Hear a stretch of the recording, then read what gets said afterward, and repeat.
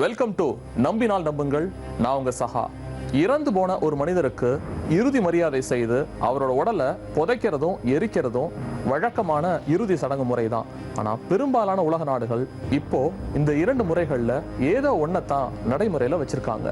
ஆனா பண்டைய காலத்துல ஒவ்வொரு கலாச்சாரத்திலையும் வெவ்வேறு மாதிரியான இறுதி சடங்கு முறைகள் இருந்திருக்கு. அதுல ஒரு சில விசித்திரமானதாகவும் இருந்திருக்கு. உதாரணத்துக்கு சொல்லணும்னா, திபெத்துல இறந்தவங்களோட உடலை மலை உச்சிக்கு கொண்டு போய் வச்சுட்டு வந்துருவாங்க. பிணந்தின்னி கழுகுகள் அதை கொஞ்சம் கொஞ்சமா உணவா எடுத்துக்கும். அதே மாதிரி தென் அமெரிக்காவோட ஒரு பழங்குடி இனத்துல ஒட்டுமொத்த ஊரும் சேர்ந்து இறந்தவங்களோட உடலை சாப்பிடுற வழக்கமும் இருந்திருக்கு. இந்த வரிசையில உலக நாடுகள் பலவற்றில நடைமுறையில இருந்த ஒரு இறுதி சடங்கு முறை டால்மென். அப்படிப்பட்ட டால்மென்கள் தமிழகத்திலையும் இருக்கு. அதை பத்தி தான் இன்னைக்கு நம்ம பார்க்க போறோம்.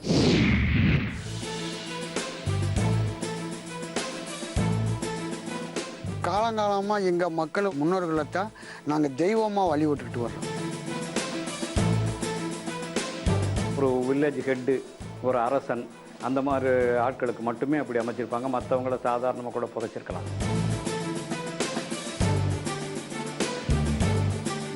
ஒரு 12 மணி 1 மணி வரையிலும் இருந்து ஆடுவோம், பாடுவோம்.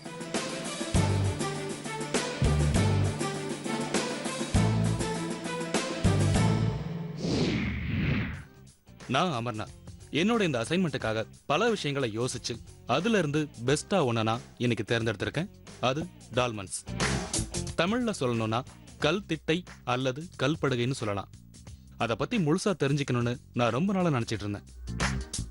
நம்பினால் நம்புங்கள் நிகழ்ச்சி மூலமா அது இன்னைக்கு நிறைவேற போகுது. தமிழ்நாட்டுல பல பகுதிகளில் பலவிதமான டால்மன்கள் இருந்தாலும் முழுவதும் சிதிலமடையாம இருக்கிறது ஒரு சில டால்மன்கள் தான். அப்படிப்பட்ட சில டால்மன்கள் கொடைக்கானல் மலைப்பகுதியில் இருக்கிறதாவும் அதோட தொடர்புடைய இனக்குழுவினர் இன்னைக்கும் டால்மன்ஸை கடவுளா வணங்கிட்டு வரதாவும் எனக்கு ஒரு தகவல் கிடைச்சிருக்கு. ரொம்ப நாளைக்கு பிறகு டால்மன் அசைன்மெண்ட்டுக்காக இவ்வளவு தூரம் டிராவல் பண்ணி கொடைக்கானல் வந்திருக்கேன். ஆனா இங்க டால்மன்கள் எங்க இருக்குன்னு சரியான லொகேஷன் எனக்கு தெரியாது. திண்டுக்கல்ல சேர்ந்த ஒரு எக்ஸ்பர்ட் என் கூட பயணிக்கிறதா இருந்துச்சு. ஆனா கடைசி நேரத்துல அவருக்கு வர முடியாத சூழல். அதனால நானா வழி கேட்டு கண்டுபிடிச்சுதான் டால்மன்கள் இருக்கிற இடத்துக்கு போய் சேரணும். இங்க உள்ள பொதுமக்களுக்கு டால்மன்கிற வார்த்தை பரிச்சயம் இல்லாததுங்கிறதால அதோட அமைப்பை விளக்கி சொல்லி இங்க உள்ளவங்க கிட்ட வழி கேட்டேன். பல பேர் தெரியாதுன்னு சொன்னாலும் சிலர் நான் உருவகப்படுத்தின அமைப்பை வச்சு ஒரு குறிப்பிட்ட வழியை காட்டினாங்க. அவங்க சொன்ன பாதையை வச்சு குத்து மதிப்பா முன்னேறினேன். அதை தவிர எனக்கு வேற வழியும் இல்லை.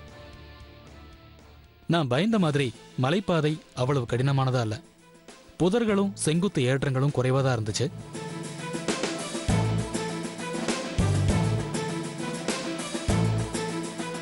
இவ்வளவு தூரம் நடந்து சில மாதங்கள் ஆச்சுங்கிறதால எனக்கு கொஞ்சம் கஷ்டமா தான் இருக்கு. ஆனா கேமரா முன்னாடி ரொம்ப ஈஸியா மலையேற மாதிரி பாவலா காட்டிட்டு இருக்கேன். 2-3 அசைன்மெண்ட் தொடர்ந்து மலையேறினா திரும்ப நான் பழைய ஃபார்முக்கு வந்துடுவேன்னு எனக்கு நம்பிக்கை இருக்கு.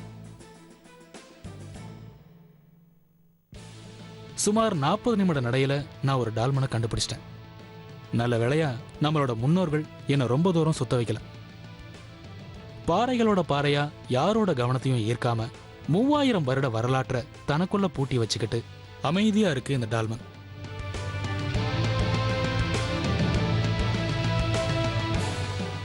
அந்த காலத்துல இறந்தவங்களுக்காக இவ்வளவு நுட்பமான ஒரு அமைப்பை உருவாக்கி இருக்காங்கிறத நினைக்கிறதுக்கே பிரமிப்பாதான் இருக்கு. இந்த டால்மன்ல யாரோ ஒரு முக்கியஸ்தரை அடக்கம் பண்ணியிருக்காங்க. அவங்க ஒரு இனக்குழுவோட தலைவனா இருக்கலாம், பெரிய செல்வந்தரா இருக்கலாம், ஊருக்காக உயிரை விட்ட வீரனா கூட இருக்கலாம். பல ஆயிரம் ஆண்டுகள் ஆயிட்டதாலையும் மலைப்பகுதிகளில் மக்கள் நடமாட்டம் அதிகரிச்சிட்டதாலையும் டால்மன்ல எந்த ஒரு மனித எச்சத்தையும் என்னால் பார்க்க முடியல. ஆனா இதை பார்த்ததே என்னோட அதிர்ஷ்டம்னு தான் சொல்லணும். ஏன்னா சமவெளிகளில் இருக்கிற பெரும்பாலான டால்மன்கள் முற்றிலுமா சிதிலமடைஞ்ச நிலையில தான் இருக்கு. நான் கேள்விப்பட்ட வரைக்கும் இந்த சுற்று வட்டாரத்துல குறைஞ்சது 10 டால்மன்களாவது இருக்கணும். அதனால அடுத்ததை தேடி போக போறேன். முதல் டால்மனை கண்டுபிடிச்சதால அடுத்தடுத்த டால்மன்களை கண்டுபிடிக்கிறது பெரிய சிரமமா இருக்காதுன்னு நினைக்கிறேன். நான் நினைச்சது மாதிரியே அடுத்த 15 நிமிஷம் நடையில இன்னொரு டால்மனை நான் கண்டுபிடிச்சிட்டேன். ஏறக்குறைய முதல் டால்மன் மாதிரியான தோற்றத்துல தான் இருக்கு இந்த டால்மனும். இதை ஏன் சொல்றேன்னா, டால்மன்கள்ல பல வகைகள் இருக்கு. கற்களோட அளவு, அதை அடுக்கிற விதங்களை வச்சு பல விதமா டால்மன்களை வகைப்படுத்துறாங்க. இதை பத்தின முழு விவரம் ஆய்வாளர்களுக்கு மட்டும்தான் தெரியும். அதனால இந்த எபிசோடோட கடைசியில நான் சில ஆய்வாளர்களை சந்திச்சு டால்மன்களை பத்தி நிறைய விஷயங்களை சேகரிக்க போறேன். இப்போ இந்த மலைப்பகுதியில எனக்கு வித்தியாசமான அமைப்புல ஏதாவது டால்மன்கள் கிடைக்குமான்னு பார்க்க போறேன். நடையோட வேகத்தை கொஞ்சம் கூட்டினேன். இருட்ட ஆரம்பிச்சிட்டதால நான் இன்னும் 1 மணி நேரத்துக்குள்ள கீழே போயாகணும். அவசர அவசரமா முன்னேறிட்டு இருந்த எனக்கு கொஞ்ச தூரத்திலேயே ஒரு மேடான பகுதியில டால்மன்கள் மாதிரியான அமைப்பு தெரிஞ்சது. பக்கத்துல போய் பார்த்த எனக்கு ஒரு மிகப்பெரிய ஆச்சரியம். 5 டால்மன்கள் பக்கத்துல வரிசையா இருந்துச்சு. முதல் 2 டால்மன்களோட அமைப்பளவுல இந்த டால்மன்கள் ஒத்து போனாலும் இவைகளோட எண்ணிக்கை என்னை ஆச்சரியப்படுத்துது. இப்பவும் கூட சில இனங்கள்ல இறந்த தங்களோட குடும்ப நபர்களை வரிசையா அடக்கம் செய்யும் முறை இருக்கு. இந்த டால்மன்களும் அப்படி அமைக்கப்பட்டதா தான் இருக்கணும். டால்மன்களை பார்த்த சந்தோஷத்தோட நான் இப்போ கீழே இறங்கிட்டு இருக்கேன். அடுத்து நான் பார்த்த இந்த டால்மன்களோட இனக்குழு பரம்பரையை கொடைக்கானல் மலைப்பகுதியில தேடி கண்டுபிடிக்கிறது தான் என்னோட வேலை. இங்க உள்ள டால்மன்கள் வெளிவந்தவங்க எப்படியும் தங்களோட முன்னோர்களை வழிபட இங்க வந்து போவாங்கன்னு எனக்கு தெரியும். அந்த ஏங்கிள் விசாரிச்சு ஈஸியா அவங்க இருக்கிற இடத்த கண்டுபிடிச்சிட்டேன். நகர ஓசை ஏதும் இல்லாத தனிமைப்படுத்தப்பட்ட ஒரு கிராமம். இரவு நேர குளிருக்கு இதமா நெருப்ப மூட்டி குளிர் காஞ்சிட்டு இருந்தாங்க பழியர் இன மக்கள். பழைய விஷயங்கள், அவங்க பழைய பழக்க வழக்கங்கள் எல்லாமே மறைஞ்சு போயிருந்தாலும் சில விஷயங்கள் அவங்க ட்ரெடிஷ்னலாக இன்றைக்கும் ஃபாலோ பண்ணிட்டு தான் இருக்காங்க. அதில் ஒன்று தான் இந்த இரவு நேர பொழுதுபோக்கு. அதில் நானும் கலந்துக்க போகிறேன். ஒரு ஜஸ்ட் சேஞ்ச் பண்ணிட்டு அவங்க கூட போகிறேன். சிறியவங்க பெரியவங்க ஆண்கள் பெண்கள்னு எந்த பேதமும் இல்லாம எல்லாருமே இரவு நேரத்துல இங்க கூடி பொழுது கழிக்கிறது பாராட்டுக்குரிய விஷயம். பெரும்பாலும் இரவு நேர உணவையும் இங்கேயே முடிச்சிடுறாங்க. இதோ இந்த வள்ளிக்கிழங்கு தான் இவங்களோட பிரதான உணவு. நெருப்பை மூட்டும் போது வள்ளிக்கிழங்கு அதுக்குள்ள போடுறாங்க. அது தயாராகிற வரைக்கும் ஆட்டம் பாட்டம்னு நேரத்தை கழிக்கிறாங்க.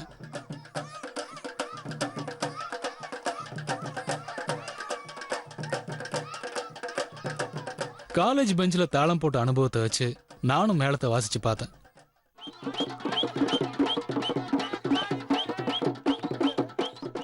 இதை எப்படி அடிச்சாலும் இசையாதான் வெளியே வருது.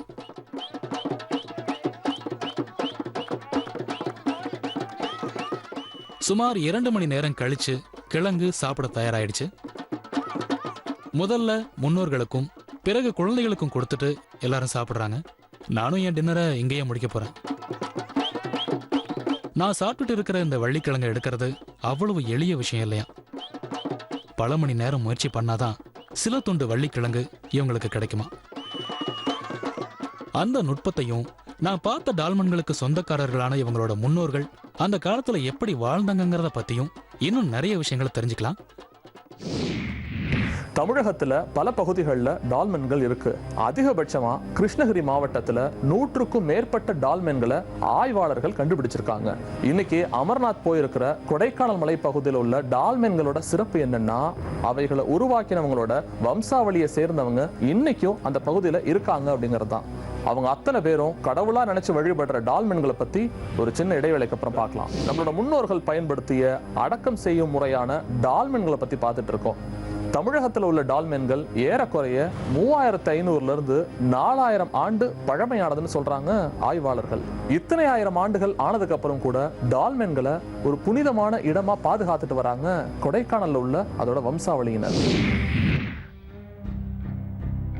அடுத்த நாள் காலை தங்களோட கோவிலுக்கு, அதாவது முன்னோர்களோட ஒரு டால்மனுக்கு என்னை கூட்டிட்டு போனாங்க பழியரின மக்கள். ஒவ்வொரு குடும்பங்களை சேர்ந்தவங்களும் இந்த மலைப்பகுதியில் உள்ள ஏதோ ஒரு டால்மனை கடவுளா வழிபடுறாங்க. ஆனா நாங்க இப்ப பாக்குறதுக்காக போயிட்டு இருக்கிற டால்மனை அனைத்து பழியரின மக்களும் ஒட்டு மொத்தமா கடவுளா வணங்குறாங்க. அதுக்கு என்ன காரணம், அது யாரோட டால்மன்கிற கேள்விகளுக்கு பழியரின மக்கள்கிட்ட தெளிவான பதில் இல்ல. பெரும்பாலும் டால்மன்கள் இருக்கிற பகுதிக்கு போகும்போது காலணிகளை தவிர்த்திடுறாங்க. தங்களோட முன்னோர்களுக்கு அவங்க தர குறைந்தபட்ச மரியாதையா இதை நினைக்கிறாங்க. ஐயா, நீங்கள் இந்த இடத்துல இந்த செப்பலை காட்டி வச்சுக்கோங்க. இது துடியான சாமி தெய்வம், அதனால செப்பலை கழட்டிடுங்க. எல்லாருமே செப்பலை கழட்டிடுங்கய்யா. பல ஆயிரம் ஆண்டுகள் முன்பு உருவாக்கப்பட்ட இந்த டால்மனுக்கு ஒரு சிறு கொட்டகை போட்டு தங்களுக்கான கோவிலா மாத்தியிருக்காங்க பழியரின மக்கள். ஐயா, இதுதான் கோயில். இல்லை, கோயிலுக்கே வந்துட்டோம். ஒரு வனமாக செடியாக இருந்தது. இதில் பூதனாட்சி அம்மன் அப்படிங்கிற கோயிலாக வச்ச சாமி கல்லறையை நாங்கள் தெய்வமாக வச்சு வழிபட்டுக்கிட்டு வரோம். வழக்கமான கோவில்களில் நடக்கிற வழிபாட்டு முறைகள் அத்தனையும் இங்கேயும் நடக்குது. பல தலைமுறைகளா ஒரே ஒரு குடும்பத்தை சேர்ந்தவங்க தான் இந்த டால்மனுக்கு பூசாரியா இருக்காங்க. டால்மன் பத்தின வரலாற்று பின்னணியோ அதோட முக்கியத்துவமோ இங்க உள்ள மக்களுக்கு தெரியல. அதனால டால்மன்கள் பத்தி இவங்கள்ட்ட விசாரிக்கிறத விட அதுக்கு சொந்தக்காரர்களான இவங்களோட முன்னோர்கள் இந்த மலைப்பகுதியில எப்படி வாழ்ந்தாங்கன்னு இவங்க மூலமா நான் தெரிஞ்சுக்கலாம்னு நினைக்கிறேன். நாங்கள் காலங்காலமாக எங்கள் மக்களை முன்னோர்களைத்தான் நாங்கள் தெய்வமாக வழிபட்டுக்கிட்டு வர்றோம். வனத்தில் எங்கள் மக்களுடைய கல்லறைகளும் இருக்குது. அதை அவங்க கோயிலாக வச்சு அவங்களும் கும்பிட்டுக்கிட்டு வராங்க. ஆனால் நாங்கள் ஊரில் உள்ள ஒட்டுமொத்தமாக மக்களெல்லாம் சேர்ந்து வருஷத்தில் ஒரு நாள் இங்கே நாங்கள் படையல் போட்டு பொங்கல் வச்சு நாங்கள் சாமி கும்பிட்றது வழக்கமாக செய்துட்டு வந்துட்டு இருக்கோம். இப்போ காலத்துக்கும் சமூகத்துக்கும் தகுந்த மாதிரி அனைத்து வகையான உணவுகளையும் சமைச்சு சாப்பிட்ற இந்த மலைப்பகுதி மக்களுக்கு சில ஆயிரம் ஆண்டுகளுக்கு முன்பு இருந்த ஒரே பிரதான உணவு வள்ளிக்கிழங்கு. அதனாலதான் இன்னைக்கு வரைக்கும் அதை தங்களோட வாழ்க்கையிலிருந்து விலக்கிடாம வச்சிருக்காங்க பழியின மக்கள். வள்ளிக்கிழங்க மண்ணுக்குள்ள இருந்து தோண்டி எடுக்கிறது அவ்வளவு எளிய விஷயம் இல்லைன்னு நேத்து நைட்டே என்கிட்ட சொல்லியிருந்தாங்க. இருந்தாலும் என்னோட அன்பு கட்டளையை ஏத்துக்கிட்டு வள்ளிக்கிழங்க தேடி அடர்ந்த காட்டுக்குள்ள என்னை இப்ப கூட்டிட்டு போக போறாங்க. போற வழியில அவங்களோட தினசரி வேலைகளையும் முடிச்சுட்டே வந்தாங்க. மலைப்பகுதியில விளையிற மிளகு இந்த பகுதி மக்களோட பொருளாதார வளர்ச்சியில ஒரு முக்கிய பங்கு வகிக்குது. வள்ளிக்கிழங்கு இருக்கிற இடத்த அதோட கொடி மூலமா தான் கண்டுபிடிக்கிறாங்க. வெளியில தெரியற மெல்லிய கொடியை வச்சே மண்ணுக்குள்ள எவ்வளவு பெரிய கிழங்கு இருக்கு, எவ்வளவு ஆழத்துல இருக்குன்னு தெரிஞ்சுக்கிறாங்க. நல்ல வள்ளிக்கிழங்கு கிடைக்கணும்னா ஒரு சில விஷயங்களை கண்டிப்பா கடைபிடிக்கணும்னு ஒரு லிஸ்ட் சொன்னாரு எங்க கூட வந்த சங்கிலி. அதை கேட்கறதுக்கே பிரமிப்பா இருந்துச்சு. அதாவது இந்த வள்ளிக்கிழங்கு மாய சொத்து. மாய சொத்துனா நமக்கு கண்ணுக்கே கிடைக்காது. அதுக்கு நம்ம என்ன செய்யணும் தெரியுமா, வரும்போது மெதியடி போட்டு வரக்கூடாது. நாயை பார்த்து சுருண்டு படுத்துக்கிற நாயை பார்த்து வரணும். சீப்பு தொடக்கூடாது. எண்ணெய் தலையில் தேய்க்கிற எண்ணெய் இருக்குல்ல, அதே எண்ணெயும் தொடக்கூடாது. அதை தோண்டும் போது அந்த குழிமாட்டிலே நம்ம உட்காந்து தோண்டக்கூடாது. கீழே நம்ம எந்த பதத்துக்கு நம்ம கீழே உட்காந்து தோன்றோமோ அந்த அளவுக்கு நமக்கு என்ன செய்யும், கிழங்கு வாலிப்பமாக கிடைக்கும். இவங்களோட முன்னோர்கள் உணவை தெய்வமா பார்த்துருக்காங்கிறது சங்கிலி மூலமா எனக்கு தெளிவா தெரியுது. 1 அடி 2 அடியில ஏறக்குறைய 5 அடிக்கு மேல தோண்டித்தான் வள்ளிக்கிழங்க முழுசா எடுக்க முடியும். நல்ல வேளையா 2ஆவதா தோண்டின குழியில நாங்க எதிர்பார்த்த அளவுக்கு வள்ளிக்கிழங்கு இருந்துச்சு. இவ்வளவு சீக்கிரம் கிடைச்சதே என்னோட அதிர்ஷ்டம் தானே எல்லாரும் சொன்னாங்க. இன்னைக்கு நைட்டும் நான் இவங்க கூட தங்க போறதால என் டின்னரும் இன்னைக்கு இந்த வள்ளிக்கிழங்கு தான். இந்த கிழங்கு எடுக்கிறதுக்கு தான் 2.5 மணி நேரமாக போராடினாங்க. சொல்லப்போனால் இது இந்த ஊரில் மட்டும் கிடைக்கிது. அதுவும் தோன்றதுக்கு அவங்க நிறைய விஷயம் சொன்னாங்க. சும்மா சாதாரணமான ஒரு ஆள் தோண்டினா எல்லாம் கிடைக்காது. இது ஒரு மாய சொத்துன்னு சொல்கிறாங்க அவங்க. இது உண்மையாலுமே அவங்களுக்கு ஒரு மாய சொத்து தான்.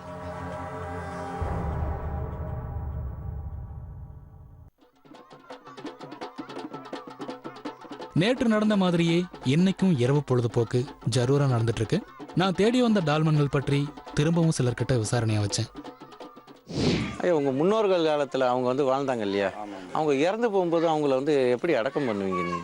அப்போ அடக்கம் பண்ணுறதுன்னா 150 வயசு 125 வயசுக்குள்ளே வந்துட்டாங்கன்னா அவங்களால நடக்க முடியாத காரணத்தினால அந்த கல் அலை மாதிரி இருக்கும். அந்த இடசந்திலேயே அவரை உட்கார வச்சு போட்டு அந்த கல் மேலே உட்கார வச்சு போட்டு என்ன செஞ்சுருவாங்க, இவர் நடக்க முடியாது, நம்ம எங்கேயும் தூக்கி அலைய முடியாதுன்ற காரணத்தினால சாப்பாடு உணவுகள் அவருக்கு 2 நேரம்னா 2 நேரம், ஒரு நேரம்ன்ற மாதிரி கொடுத்து அவர் அங்கே உட்கார வச்சுட்டு, இப்போ இன்றைக்கி இந்த இடத்துல இருக்கக்கூடாது, நமக்கு இவர் இறந்துட்டால் நம்மளுடைய ஆதி நம்மளை தொந்தரவு பண்ணும் அப்படின்ற மாதிரி என்ன செஞ்சுட்டு இன்னொரு பக்கம் மாறிவாங்க. முன்னோர்களின் இறப்பை பற்றியும் டால்மனை பற்றியும் ஒவ்வொருத்தரும் வெவ்வேறு மாதிரியான தகவல்களை சொல்கிறாங்க. இதில் எதையும் முழு உண்மையாக என்னால் எடுத்துக்க முடியல. டால்மன்கள் பற்றின செய்திகள் முழுசா இவங்களுக்கு தெரியலனாலும் தங்களோட முன்னோர்கள் காலத்து வாழ்க்கை முறையை ஓரளவுக்கு தெரிஞ்சு வச்சிருக்காங்கன்னு சொல்லலாம். நான் தேடி வந்த டால்மன்களை பார்த்துட்டேன். அதுக்கு சொந்தக்காரர்களான பளியரின மக்களோட இன்றைய தலைமுறையையும் சந்திச்சு பேசிட்டேன். ஆனாலும் டால்மன்கள் பத்தின முழு விவரம் எனக்கு இது வரைக்கும் கிடைக்கல. டால்மன்களை ஆராய்ச்சி செஞ்சிட்டு இருக்கிற சில ஆய்வாளர்களை நான் சந்திக்க போறேன். டால்மன்கள் பற்றின பல சுவாரஸ்யமான தகவல்களை அவங்க தருவாங்கன்னு நம்புறேன். டால்மன்களை பத்தி தெரிஞ்சுக்க போன அமர்நாத் பளியரின மக்களோட வாழ்வியலை பத்தியும் தெரிஞ்சுக்கிட்டு இருந்திருக்காரு. மலை மேல வாழ்ற பளியரின மக்கள் காலத்துக்கு தகுந்தபடி தங்களை நவீனப்படுத்திக்கிட்டாலும் இன்னைக்கும் இயற்கையோடு ஒன்றிணைந்த வாழ்க்கையை முழுவதுமாக கைவிடப்படல. ஆனாலும் டால்மன்களை பத்தின முழுசான வரலாற்று உண்மை அவங்களுக்கு தெரியல. டால்மன்களை பத்தி சில எக்ஸ்பர்ட்ஸ் கிட்ட கேட்கலாம் ஒரு சின்ன இடைவேளைக்கு அப்புறம். இறந்தவங்களை அடக்கம் செய்யற ஒரு விசித்திர முறையான டால்மன்களை பத்தி தான் இன்னைக்கு பார்த்துக்கிட்டு இருக்கோம். செங்குத்தான 3-4 பாறை, அதை மேல் பக்கமா கவர் பண்ற மாதிரி தட்டையான ஒரு பாறை, இதுதான் டால்மன்களோட பொதுவான ஒரு அமைப்பு. ஆனா நிலப்பரப்புகளுக்கு தகுந்த மாதிரி இந்த அமைப்பு கொஞ்சம் மாறுபட்டுக்கிட்டே இருக்கும். நாம இன்னைக்கு பார்த்துக்கிட்டு இருக்க டால்மன்களோட உண்மையான வரலாறும் பின்னணியும் என்ன அப்படிங்கறத எக்ஸ்பர்ட்ஸ் கிட்ட கேட்கலாம். இறந்தவர்களோட உடலை அடக்கம் செய்யும் ஒரு பண்டைய முறையான டால்மன்களை பத்தி தான் இன்னைக்கு எபிசோட்ல பார்த்துட்டு இருக்கோம். முழுவதும் சிதிலமடையாம ஓரளவுக்கு நல்ல நிலைமையில இருந்த டால்மன்களை கொடைக்கானல் மலைப்பகுதியில நான் பார்த்துட்டேன். அது மட்டும் இல்லாம சில 1000 ஆண்டுகளுக்கு முன்பு அந்த டால்மன்களை உருவாக்கின மக்களோட இன்றைய தலைமுறையினரையும் சந்திச்சிட்டேன். அவங்க கிட்ட இருந்து டால்மன்கள் பற்றின முழு தகவல்கள் எனக்கு கிடைக்கல. அதனால நான் இப்போ சில ஆய்வாளர்களை சந்திக்க போறேன். அவங்க மூலமா பல புதிய தகவல்களை தெரிஞ்சுக்கவும் போறேன். முதல்ல நான் சந்திக்க போற திரு சாம்பலிங்கம் தொல்பொருள் ஆராய்ச்சி நிறுவனத்துல பணியாற்றிய அனுபவம் உள்ளவர். இப்போ பாண்டிய நாடு வரலாற்று ஆய்வு மையத்தோட செயலாளரா இருக்காரு. தென் தமிழகத்துல உள்ள டால்மன்கள் பற்றி பல வருடங்களா இவர் ஆராய்ச்சி செஞ்சுட்டு வராரு. நம்ம அந்த கல்லறைகள்னு பார்க்கும்போது தமிழ்நாட்டையும் கேரளாவையும் எடுத்துக்கிட்டோம்னா 10 விதமான அடக்கம் செய்கின்ற முறை இருக்கு. அதில் ஒன்று கல் திட்டை, கற்குவை, கற்கிடை, கல்வட்டம், நடுகல், முதுமக்கள் தாழி, குத்துக்கல், குடைக்கல், தொப்பிக்கல், குடைவரை தாழ்வரை என்று சொல்லி பூமியிலேயே ஒரு கேவ் மாதிரி, ஒரு குடைவரை மாதிரி, ஒரு ரூம் மாதிரி, சேம்பர் மாதிரி தோண்டி வைக்கிறது. டால்மன்கள்ல 10க்கும் மேற்பட்ட வகைகள் இருக்கிறதா சொல்றாரு சாம்பலிங்கம். இவர் சொல்றதை வச்சு பார்க்கும்போது நான் பார்த்த டால்மன் கல்திட்டை வகையை சார்ந்ததா இருக்கணும். பண்டைய கால டால்மன்களை ஆராய்ச்சி செய்யறது மூலமா அப்போதைய மக்களோட வாழ்க்கை முறை, கலாச்சாரம் உள்ளிட்ட பல விஷயங்களை தெரிஞ்சுக்கலாங்கிறதால அந்த ஆராய்ச்சிகள் இன்னைக்கும் தொடர்ந்துகிட்டே இருக்கு. எல்லாருக்குமே இந்த மாதிரி டால்மன் வச்சாங்களான்னு சொல்ல முடியாது. ஏன்னா அது மிகப்பெரிய செலவு.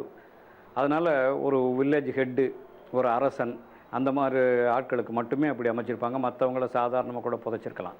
இருந்தாலும் இந்த ஆன்மீக வாழ்க்கையில் ஒரு கட்டமாக மூத்தவர்களை அல்லது இறந்தவர்களை வழிபடுறது, அவங்க பயன்படுத்திய பொருட்களை மீண்டும் அந்த இடத்துல வச்சு ஒரு அமைப்பு உருவாக்குறது, அதுதான் இந்த டால்மனுடைய அமைப்பு.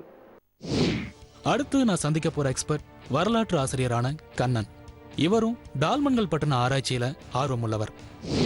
அதாவது ஒரு கற்பதுகையோ அல்லது ஒரு கல்லறையோ உருவாக்குறதுக்கு எவ்வளவு காலம் எடுத்துக்கிட்டாங்க அப்படின்றத நம்மளால ரொம்ப உறுதியாக சொல்ல முடியாது. ஆனால் தமிழ்நாட்டில் பல்வேறு பகுதிகளில் ஏராளமாக இருக்கனால அவங்களுக்கு அது ஒரு கடினமானதாக தெரியலை அப்படின்றத நம்மளால் யூகிக்க முடியுது. அதன் அடிப்படையாக வச்சு நம்ம பார்க்கும்போது குறிப்பாக நமக்கு ஒரு 15 நாள்லேருந்து ஒரு மாத காலகட்டத்துக்குள்ளே ஒரு டால்மன், அதிகபட்சமாக நான் சொல்கிறேன், 15 நாட்கள்ன்றது குறைவானதாகவும் 1 மாதம் அல்லது 30 நாள் என்பது அதிகபட்ச காலகட்டமாக நம்ம அதை எடுத்துக்கலாம்.